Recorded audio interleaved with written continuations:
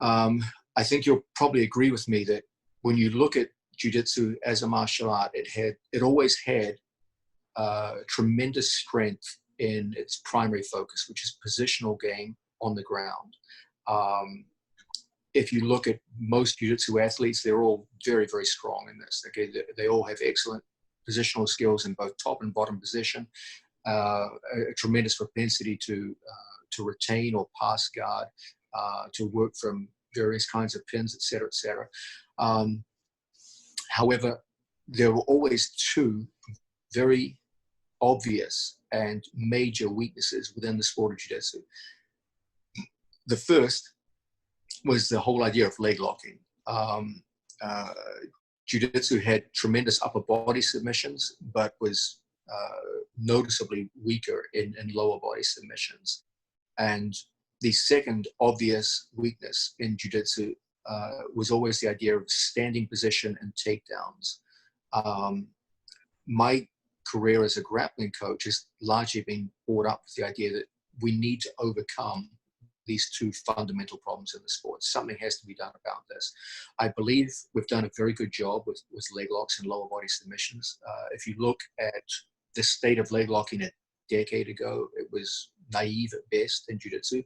Whereas now, at this point in time in 2020, I would confidently assert that the skill level in leg locking in jiu-jitsu is higher than any other grappling sport, and continually getting better. If you look at modern competition in jiu-jitsu, the level of leg locking is extraordinarily high across the board. Not to my own students, but across the board, everyone's gotten better at it. We've done a great job of forcing that evolution in the sport and removing one of jiu-jitsu's greatest weaknesses, and in a sense, making it one of jiu-jitsu's modern strengths. Okay, if you take most modern jiu-jitsu athletes now and let them grapple with another style of grappling, you'll see them do very, very well in the leg locking department across the board. So I've been very happy with this, but I do believe we have to focus now on a new challenge, which is jiu-jitsu must develop its own autonomous approach to standing position and takedowns. This will remove the second great weakness of jiu-jitsu. This has to be one of the major concerns of all jiu-jitsu coaches over the next 10 years. We did it with leg locks. I confidently believe we can do the same thing with standing position. So do you think it's something that has to be done differently? Yes, I do. Yes, I do. I believe the greatest mistake that has been made in jiu-jitsu training with regards to standing position and takedowns has been that jiu-jitsu coaches and athletes have looked at other grappling styles that do have a strong emphasis in standing position and takedowns and used a very naive approach of just copying and pasting techniques from those martial arts and hoping they will work in a jiu-jitsu context. You have to understand that the rules and desiderata of jiu-jitsu standing position is radically different from other grappling styles. Let's say, for example, you went to a wrestling school to learn takedowns for jiu-jitsu. The first thing you're going to notice is that if you try to apply wrestling grip fighting in a gi context for competition jiu-jitsu with a gi, all the hand fighting is completely different based on whether it's no gi or gi. So wrestling has excellent lower body takedowns, but completely inappropriate grip fighting for gi jiu-jitsu competition. Then if you go to judo and say, well, they wear a kimono just like we do, so that's going to solve the grip fighting problem. Then you look at the rules and regulations of judo and find that they're radically different from jiu-jitsu.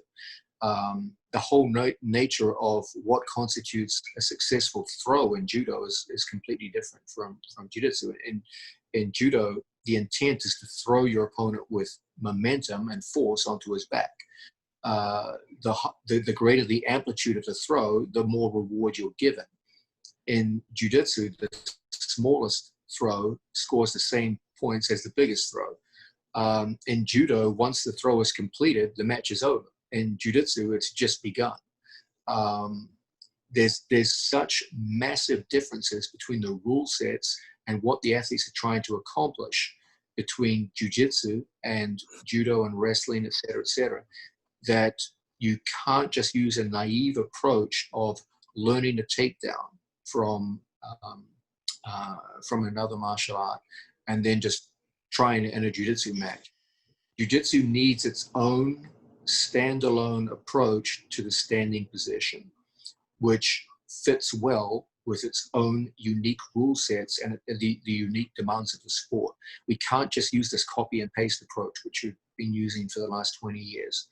I think this is going to be the second great challenge of my career as a coach. I believe the leg lock challenge has been largely overcome. There's still work to be done, of course, but no one would, if people looked at a modern jiu-jitsu competition, they would not say, hey, these guys don't know anything about leg locks. They would be like, oh, these guys are damn good at leg locks. Now we need to do the same thing with standing position and takedowns. We have to evolve an approach to the standing position, which is well suited to the unique demands of the sport of jiu-jitsu, rather than just trying to bring on a few techniques and copy and paste and see what we can do. The most valuable study points are going to be judo for gi competition and wrestling for no gi. But there has to be a concerted program of modification and adaptation so that we can take what is desirable from a judo or wrestling context and then make it desirable in a jiu-jitsu context. There are certain throws in judo which work extremely well in judo, given their rule set, but which are completely inappropriate for the sport of jiu-jitsu. The same thing can be said of wrestling. And I think this is going to be a really fascinating and interesting challenge for jiu-jitsu over the next 5 to 10 years. Yeah, I agree and disagree with you in a way, because I think you cannot create it like moves, let's say, on the takedown point of view, on judo, for example. I think, it's all the throws are there. I don't think there's anything to be created. I think it's more to be adapted. I mean, of course you can, but it's more adaptation. I'm not talking about technique creation. The major throws of judo were invented right alongside the major groundwork of jiu-jitsu. I'm talking about their application in a competitive situation. There's also such things as technique selection. There are certain throws in judo which work well given the rules of judo. Remember that judo's primary emphasis is on throwing someone with momentum onto their back. Once that occurs, there's no more concern. In jiu-jitsu, I have to be very concerned about how much back exposure have I generated when I perform a throw. It's no good performing a successful throw, but now my opponent's right on my back with 2 hooks in. I got 2 points for a takedown, and he got 4 points for the rear mount. Nowadays, he wouldn't even be scored for the takedown under those conditions.